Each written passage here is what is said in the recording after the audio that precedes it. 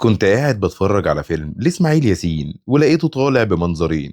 فكرت إزاي مشهد زي ده ممكن يتعمل اتفضل استريح. في وقت ما كانش فيه مونتاج. وفكرت إزاي أصلا يبقى فيه مونتاج من غير كمبيوتر واحد.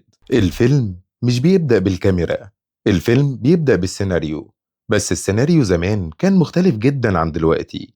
ما كانش فيه برامج كتابة ولا ملفات، ورق مكتوب بالإيد أو على آلة كاتبة بيتوزع على الممثلين قبل التصوير بأيام.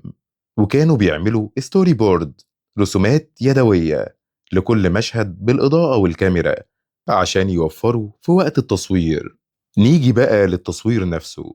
الكاميرات الأولى كانت بتشتغل بكرنكة يدوية. كان في واحد وظيفته الوحيدة إنه يلف الكرنكة دي بسرعة ثابتة طول المشهد، ولو السرعة دي قلت أو زادت المشهد باظ.